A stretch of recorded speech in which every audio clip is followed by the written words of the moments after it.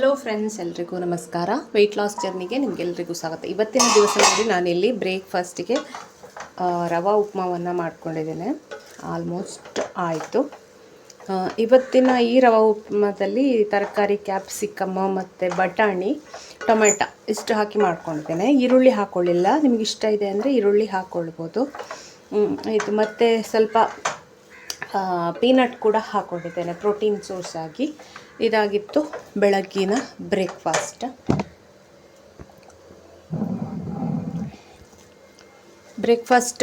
ಬೆಳಿಗ್ಗೆ ಎದ್ದ ತಕ್ಷಣ ಇದು ನೀರೆಲ್ಲ ಕುಡಿದು ವರ್ಕೌಟ್ ಮಾಡಿ ಅದೆಲ್ಲ ಆಯಿತು.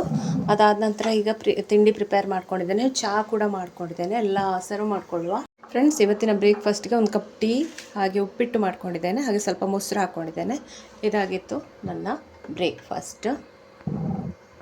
ಹಲೋ ಫ್ರೆಂಡ್ಸ್, ಇವತ್ತು ಮಧ್ಯಾಹ್ನದ ಲಂಚಿಗೆ ನಾನು ನುಚ್ಚಿನುಂಡೆ ಮಾಡ್ತಾ ಇದ್ದೇನೆ. ನುಚ್ಚಿನುಂಡೆ ಆಲ್ರೆಡಿ ಮಾಡಿ ಬೇಯಿಸ್ಲಿಕ್ಕೆ ಇಟ್ಟಿದ್ದೇನೆ.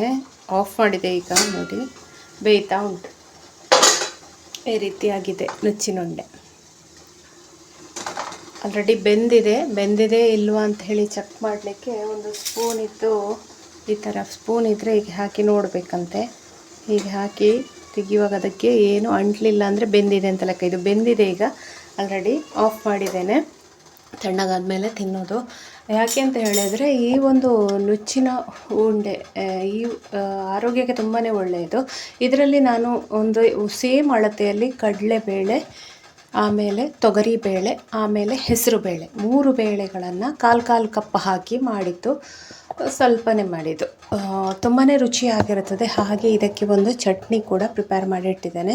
ಈ ಚಟ್ನಿಗೆ ಪುಟಾಣಿ ಕಾಳು, ಇದು ಕೊತ್ತಂಬರಿ ಸೊಪ್ಪು, ಹಸಿಮೆಣಸು, ಆಮೇಲೆ ತೆಂಗಿನಕಾಯಿ, ಸ್ವಲ್ಪ ಹುಳಿ, ಮತ್ತು ರುಚಿಗೆ ಎಷ್ಟು ಬೇಕಷ್ಟು ಉಪ್ಪು, ಇಷ್ಟನ್ನು ಹಾಕಿ ಗ್ರೈಂಡ್ ಮಾಡ್ಕೊಂಡಿದ್ದೇನೆ. ಒಗ್ಗರಣೆ ಏನೂ ಹಾಕ್ಕೊಳ್ಳಿಲ್ಲ. ಇದನ್ನು ಈಗ ಸರ್ವ್ ಮಾಡಿಕೊಳ್ಳುವ ನಾವು. ಸೂಪರ್ ಟೇಸ್ಟಿಯಾದಂತಹ ನುಚ್ಚಿನುಂಡೆ ಮಾಡ್ಕೊಂಡಿದ್ದೇನೆ. ಇದಕ್ಕೆ ಸ್ವಲ್ಪ ತುಪ್ಪವನ್ನು ಮೇಲಿಂದ ಹಾಕ್ಕೊಳ್ತಾ ಇದ್ದೇನೆ. ನೀವು ತೆಂಗಿನೆಣ್ಣೆ ಬೇಕಾದರೆ ತೆಂಗಿನೆಣ್ಣೆ ಆದರೆ ಹಾಕ್ಕೊಳ್ಬೋದು. ನಾನು ಸ್ವಲ್ಪ ತುಪ್ಪ ಹಾಕ್ಕೊಂಡಿದ್ದೇನೆ. ಇದು ಹೈ ಪ್ರೋಟೀನ್, ನಿಮಗೆ ತುಂಬ ಚೆನ್ನಾಗಿರ್ತದೆ ತಿನ್ನಲಿಕ್ಕೆ. ಈವ್ನಿಂಗಿಗೆ ಅಥವಾ ಡಿನ್ನರಿಗೆ ಸಹ ನೀವು ಇದನ್ನು ಮಾಡಿಕೊಳ್ಬೋದು. ನಾನಿವತ್ತು ಲಂಚಿಗೆ ಮಾಡ್ಕೊಂಡಿದ್ದೇನೆ. ಇದಕ್ಕೆ ಚಟ್ನಿ ಹಾಕ್ಕೊಂಡು ತಿನ್ನಲಿಕ್ಕೆ ತುಂಬಾ ಚೆನ್ನಾಗಿರ್ತದೆ. ಇದು ಪುಟಾಣಿ ಕಾಳು ಚಟ್ನಿ ಕೂಡ ಹೈ ಪ್ರೋಟೀನ್ ಚಟ್ನಿ ಆಗಿರ್ತದೆ. ಹಾಗಾಗಿ ಇದು ವೆಯ್ಟ್ ಲಾಸ್ಗೆ ತುಂಬಾ ಒಳ್ಳೆಯದು. ಇಲ್ಲಿ ತೆಂಗಿನಕಾಯಿ ತುಂಬ ಕಡಿಮೆ ಪ್ರಮಾಣದಲ್ಲಿ ಹಾಕ್ಕೊಂಡಿದ್ದೇನೆ ನಾನು. ಇದೀಗ ತುಂಬಾ ಬಿಸಿ ಇದೆ. ನಿಮಗೆ ಕಟ್ ಮಾಡಿ ತೋರಿಸುವ ಅಂತ ಹೇಳಿದರೆ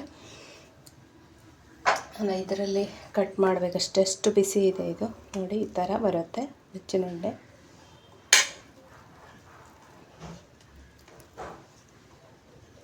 ತುಂಬಾ ರುಚಿಯಾಗಿರ್ತದೆ. ಇದಾಗಿತ್ತು ನನ್ನ ಲಂಚ್.